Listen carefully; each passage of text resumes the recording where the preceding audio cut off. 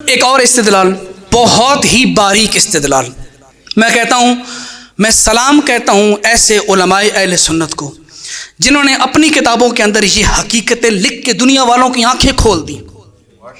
یقین جانیے ہم اہل سنت کا احترام کرتے ہیں، جنہوں نے آل محمد کا احترام کیا، جنہوں نے ان کے فضائل کو اپنی کتابوں کے اندر درج کیا، وہ بھی محب اہل بیت ہیں، ان سے محبت کرتے ہیں۔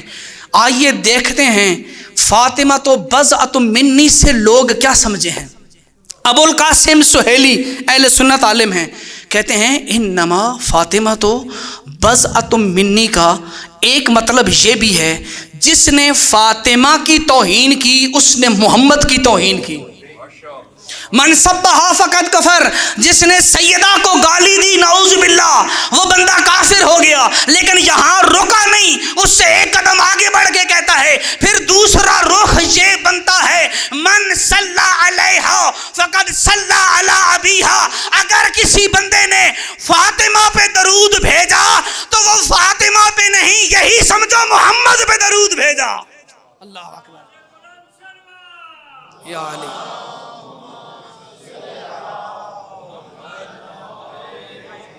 کتنی عظیم بات کی بھائی، جس نے سیدہ فاطمہ پہ درود بھیجا اس نے محمد پہ درود بھیجا۔ اب دم کٹا درود پڑھنے والے سوچیں تو صحیح، جو پیغمبر کے نام کے ساتھ صلی اللہ علیہ وسلم کہتے ہیں انہیں آل کہتے ہوئے تکلیف ہوتی ہے۔ ارے تم تو پوری آل کو چھوڑ دیتے ہو، تمہارے مکتب کا عالم کہتا ہے ایک زہرا پہ درود پڑھو، یہی سمجھو محمد پہ درود پڑھا ہے،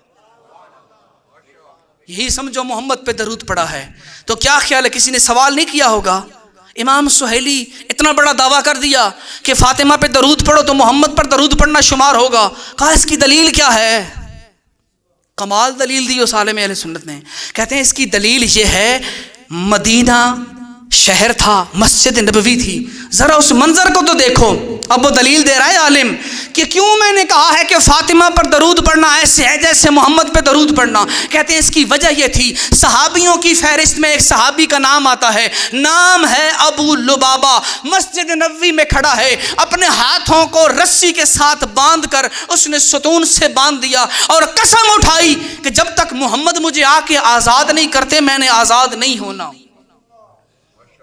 جب تک پیغمبر مجھے آ کے آزاد نہیں کرتے میں نے آزاد نہیں ہونا۔ کوئی صحابی آگے بڑھتا ہے وہ روک دیتا ہے، تو نے سنا نہیں، میں نے قسم کھائی ہے کہ جب تک محمد آ کے آزاد نہ کرے اس وقت تک میں آزاد ہونے کے لیے تیار نہیں۔ کہتے ہیں مسجد میں یہی شور اٹھا تھا کہ یہ آواز پہنچی ہے صحن تطہیر تک، سیدہ کے کان میں آواز پڑھی کریم باپ کی کریم بیٹی اپنے گھر سے نکلی ہیں۔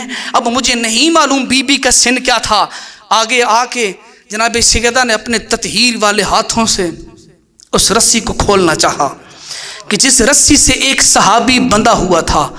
سیدہ کو برداشت نہ ہوا کہ میرے بابا کا صحابی تکلیف میں بیٹھے۔ مسلمانوں تمہارا اپنا مقدر ہے، اتنی کریم ہستی کو جتنا رلایا ہے تم نے۔ کہتے ہیں بی بی نے آگے بڑھ کے اس رسی کو کھولنا چاہا، اسے روک دیا، کہا بنت پیغمبر کیا آپ کو نہیں معلوم میں نے قسم اٹھائی ہے کہ میں اس وقت تک آزاد نہیں ہوں گا جب تک پیغمبر مجھے آ کے نہیں کھولیں گے۔ جیسے یہ جملہ سننا تھا پیغمبر اپنے حجرے سے باہر آئے اور کہا ابو لبابہ تو بھول گیا ہے میں نے بتایا نہیں تھا، انما فاطمہ تو مضغۃ منی، فاطمہ میرا ٹکڑا ہے، تجھے فاطمہ آزاد نہیں کر رہی تجھے محمد آزاد کر رہا ہے۔ اللہ اکبر۔